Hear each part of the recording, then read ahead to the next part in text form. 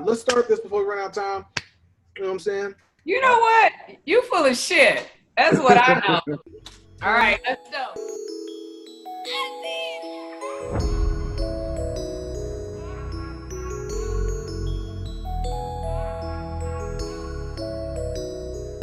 Welcome to Out of Pocket, our first episode where we talk about topics about today, yesterday, and tomorrow.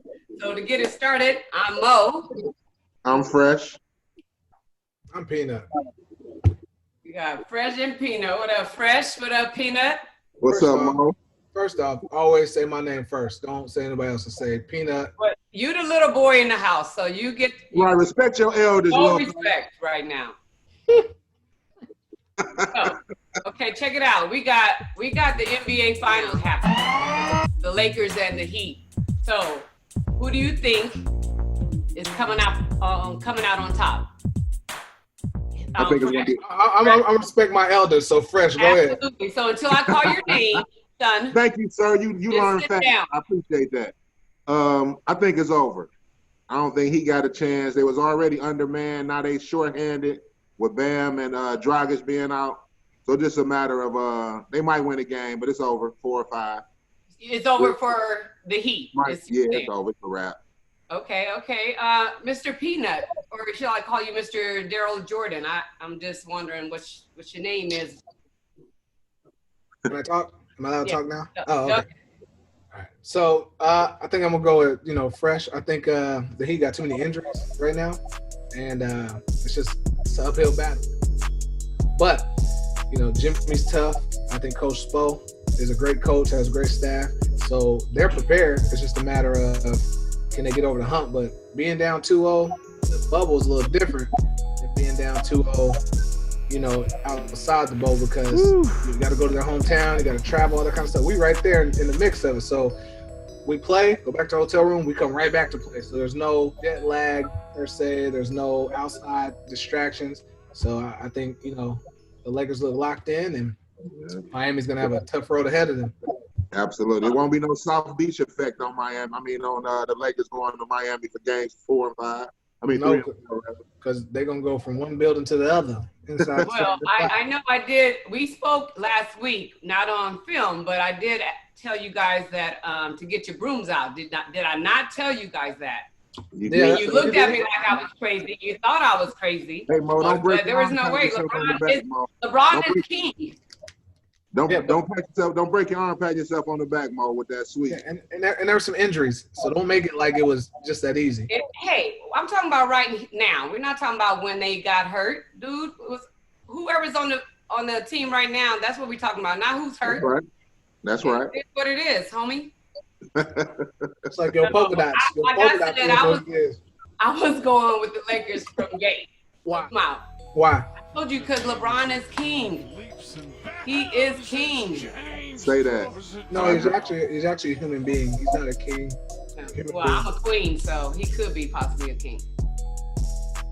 Queen of what? So what do you? So we're gonna go what? back. Queen of what? Of the Nile. Night?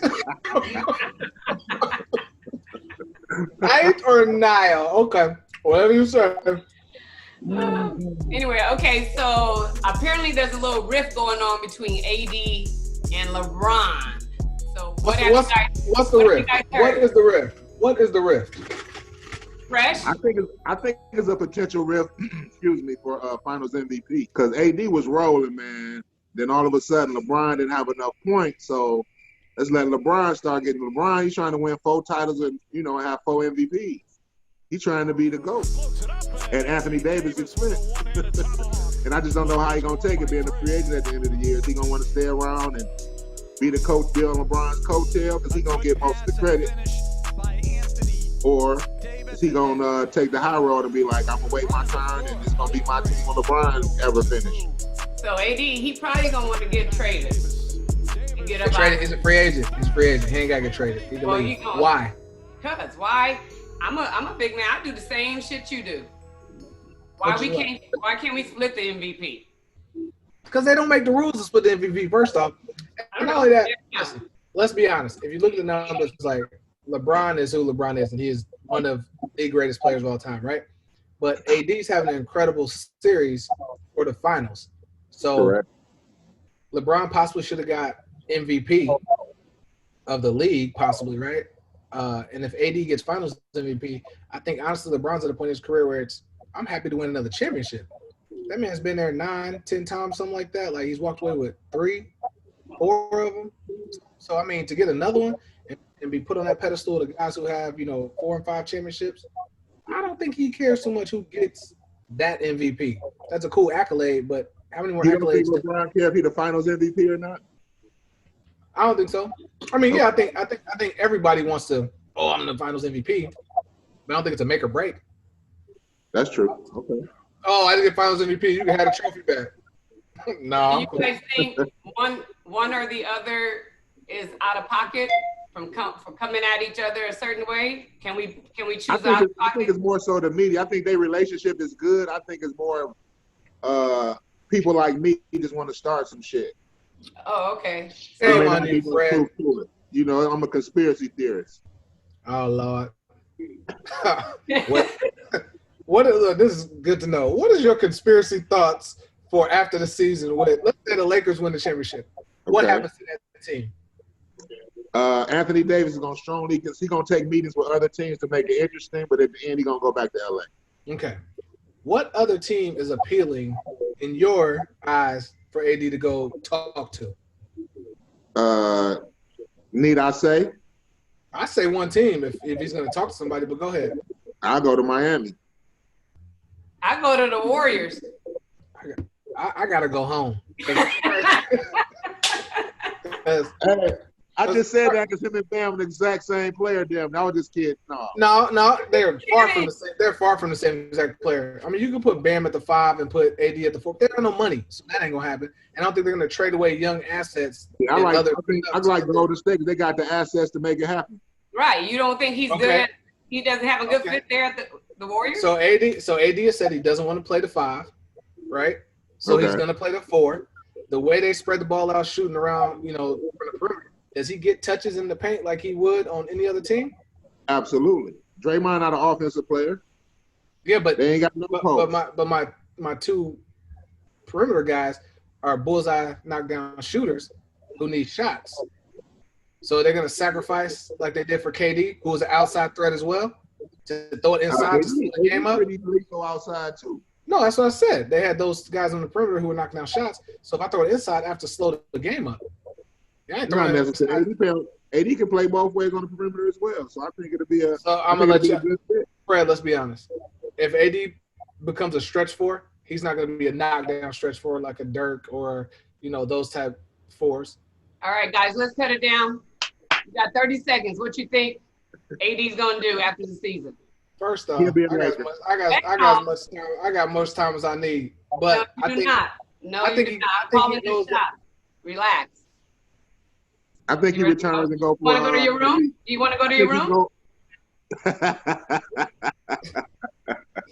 Okay, so 10 seconds on each. Where you think AD's gonna go at the end of the year?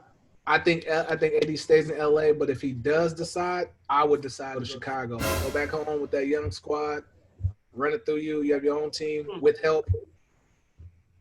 Start his own team. All right, Fred, what you think? I think he'll return to LA and go for a repeat. What you think, Mo? We don't care. All right, next topic. You know what? You got 2 more times, and then you got to go home. Okay, so with all these Black athletes, we are very prominent people. Like, we got skills, and for us to go to a non-Black school, I think our focus should be looking at our HBC schools first. Like, give them the opportunity to shine, bring money to the schools, and show them off. So what do you guys think about Black athletes going to non-Black schools and not going to the HBC schools? Let me ask you a question, being a mother of a former collegiate athlete and a current NBA player. Okay. Would you let your son go to an HBCU if you could do it all over again? Do you think he'll still make it to the league? coming from a HBCU, or he benefited by being in a more visible conference? Well, he honestly, was on the worst team in the visible conference, though. He brought them to the NCAA tournament. Yeah, so that was his initial push in my eyes. But go ahead. I'm sorry. Okay, so my son, for those who don't know, his name is Gary Payton II. He had a long journey from high school to junior college to prep school. Then he was 2 years at Oregon State, where his dad used to go to. I don't know why he chose Oregon State, but he did. But I would have loved for him to go to a black school. I think his athleticism will have already spoken for himself, because he can play any position. I'm not even tooting my own horn. The boy can play ball. I think that he doesn't have a great, like the league now doesn't believe in him to just let him shine. And he's been struggling and crawling this whole way. He's still in there. I'm still proud of him. But at the same time, I would have liked for him to experience that black college, you know? But with all that being said, he still made it, and he's still working hard towards it. So what do you guys think about that situation? Well, I went to an HBCU, but I wasn't an athlete, but I enjoyed my experience, and I wouldn't change it for the world. Yeah. I think it's the best experience. So I'm going to talk from like a business standpoint, right? Because I think college is college, right? You get what you want out of college when you go there, right? So I look at things like there's a guy that I grew up knowing, watched playing basketball, named Leland Osborne. And he used to always say, you know, Peanut, it doesn't matter where you at, it's what you do. So if you're good enough, they'll find you. So any of these kids, like Maker, who's Thon Maker's, I think cousin or something like that, he's going to Howard, right? So he said, you know, I'm a top kid. I'm going to go over here, do my thing, whatever. We had this discussion with a buddy of mine. He said that's great for him to do that, but it's also a make or break. Because if he goes over there and he looks regular and averages 15 and 8, which at a major Division I would be like, oh, he's balling. And you do that in those conferences, it can stunt your growth as a professional athlete trying to get on that track. But I think that if you're good enough, my biggest concern has always been this. Let's say you take 5 top high school kids and they say, hey, we're going to run down to this small school because we all know each other through AAU, through, you know, hanging out, through all these tournaments, whatever. So we're familiar with each other. And if you would say, I'm the point, I'm the shooting guard, I'm small forward, I'm power forward, I'm the center, let's go down to this school, let's make history. You go down to these schools, you bring money to these schools because the TV cameras are going to come watch and say, yo, why did you guys go down there? Then the out-of-conference schedule that these schools create, they play all the top schools because the big schools are looking at it like as a tune-up. And they're doing it, the small schools are doing it for money, right? Let's get the money so we can help our program. Yeah, we might get thumped on by 20 or 30. But you guys get to play against big-time talent, so on and so forth, blah, blah, blah. I think with doing that, what happens is if you put a good enough product out there, one, I think these big schools would be hesitant to play those small schools. And then if you're once you hit the NCAA tournament, you probably run through your conference because you have the better of the athletes, right? And once you hit the NCAA tournament, where the rubber meets the road, if you're good enough, you're good enough. So you could be like Texas Western, you know, back in the day, you know, the first all-5, you know, African-American squad to win a national title, right? You can put something like that. Hey, we got these 5 kids at this small school, and we all came here trying to win. So I think it can work both ways. I think the thing that holds us back is kids want the big notoriety. Oh, I went to the big name school. Oh, I'm on TV. Oh, I so. Oh, they did this for me. Oh, you know, look at me. I got a better chance. Oh, this coach produced so many pros. And I'm a huge person on opportunity. I don't know what I can do until I get that fair opportunity. Not the opportunity that you see, but the opportunity that I feel is necessary. So for you to say, oh, this coach has put 20 people in the pros. Well, this coach doesn't have the resources to go recruit a kid that makes it to the pros. And if he does have the opportunity to get the kid, it's a luck and chance. You know, local kid wants to stay home, goes to a small school because he wants to be there. He's already good enough, you know, type of situation. So I say put those kids in that situation and see how good they are. But at the same time, you can get exposed. And a lot of people don't want to get exposed because when you're exposed. Right. You get seen. So what would you say if Gary, how do you think he would have done, say, I know he was at Oregon State, and he did get them to the tournament. Yep. Tournament. But what if he was, say, at a TCU? That's a big school. That's you saying like you're saying so we're talking about like a Howard, like a Grambling, like no, I know. I'm just saying, like, if Little G would have did if he would have did for a black college what he did for Oregon State, he would have been a lottery pick. I disagree. It's hard because they would have said he didn't play. He would have said no. They would have said he didn't play against top level competition. What he did in the Pac-12, being the only 2-time defensive player of the year, is remarkable. There are tons of pros that stayed 3-4 years in the Pac-12, Pac-10 at the time, Pac-8 when they first started, that kind of thing. There's all of these guys who came through that who didn't do that. Correct. State hadn't been to the NCAA tournament since I want to say like 90, 91, something like that, when his father was there. So that's a huge gap. It's in the blood. Oh my goodness gracious! Not yours. From his mama. He get it from his mama. You got vampire blood. All right. So with that, I think that him doing that with the kids that came back and Coach Tinkle putting it together, making it gel, making it work was remarkable, right? To make the NCAA tournament. If he went to a small black school, they would have made the NCAA tournament. He'd have been conference player of the year. He'd have won all the accolades, did all the awards. But you also have to look at, would those kids been good enough to get Gary the ball in positions that he needed to be effective? Would Gary be able to carry those kids who aren't as good as the other kids? Because sometimes in the big schools, there's kids who just make plays. Right. These conferences, you got some kids that are really good, don't get me wrong, but you have a lot of athletes, or you have the best available at the time, or you got the kids that are local that, played really well in that area and haven't seen this big time. And then you get to the tournament, and these kids will freeze up possibly. Oh, I've never played at this high of a level. So it all changes. So I don't think that he would have been a lottery pick. Now let me chime in really quick. Get your opinion right quick. You not think he's comparable to an athleticism of a Ja Morant? He couldn't have had that kind of effect. Ja didn't go to a black school. He went to a small Division I. He went to small Division I. Right. No, what I'm saying is he couldn't have had that effect coming from a black college. No, like because the competition is different. Even though small, lower Division I's, competition potentially can be a little better than at these, smaller black schools. Those are Division I schools as well. That's why I was saying he's still. But the money's different. The money's different. What about getting to the tournament and have a tournament like Morant had? He wasn't on the radar until he got into the tournament and did what he did.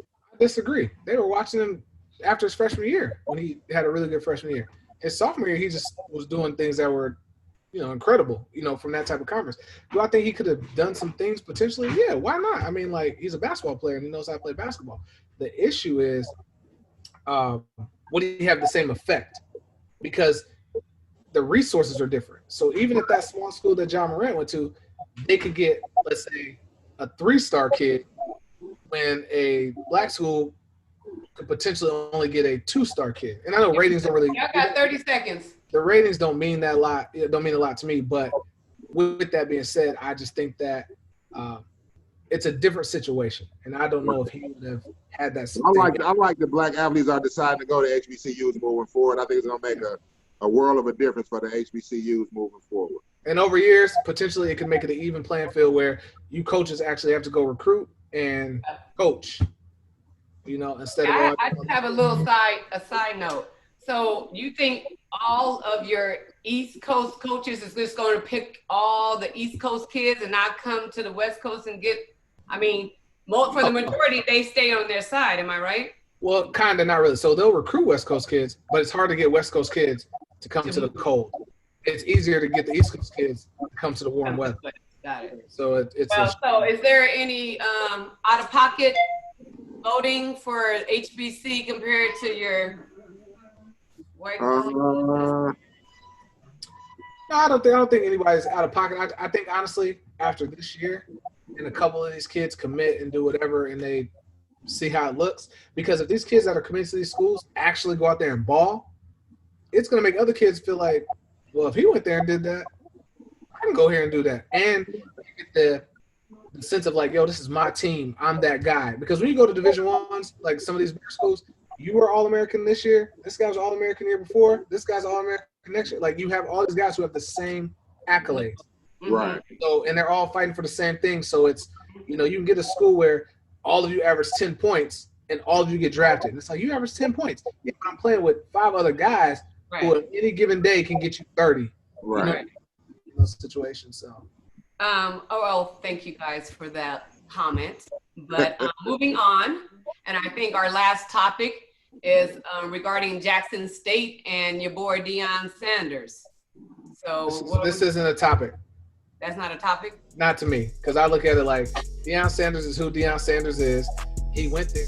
He loves football. He knows the game, whatever. He's probably taking – it isn't about the money, right? So he's taking chump change in a sense, right?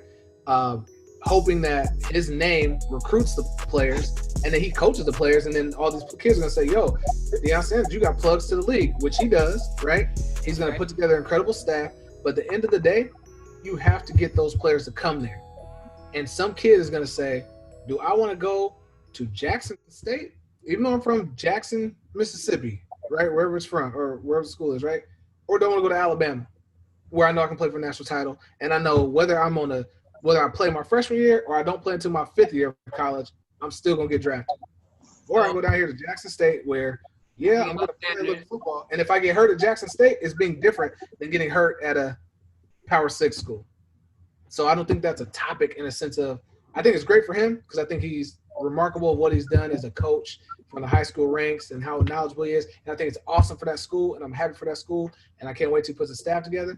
But I'm interested in the 4-year process because basketball is a little different. Football is almost like a 3-4 year process. Kids redshirt, they get stronger. That kid you got 3 years ago is the kid who becomes a stud in year 4, opposed to basketball. I recruited this kid this year, and he's leaving after this year. Next year, one and done. Yeah, Brad, what's your thoughts on Jackson State? That just kind of changed my mind on it by saying the opportunities in football and basketball are different. But I think I think it's a great thing that Deion chose Jackson State to go to, and I think he's gonna start getting players to come to Jackson State. So I think it's gonna definitely change things moving forward. What you think, Monique? Terrell Owens is your homeboy. So what if Terrell Owens? So what if he go? So what if he go there? If you let me finish instead of you running his mouth. You run your mouth too damn much, son. Anyway. I think Deion Sanders is. We don't care what you think. So we have another topic. And he's awesome. And he's a Black African man. Yay! Let's go, Jackson. That's all I got. That's all I got for you, Peanut. Anyway, I think that is it for Out of Pocket today. We appreciate you guys viewing. We love you guys. Peace and hair grease. What is it? Soul Train? Peace and hair grease. You know when you clap, it scares the whole neighborhood with them big old hands. Shut the hell up, Peanut. I'm out of here like that hairline. Oh!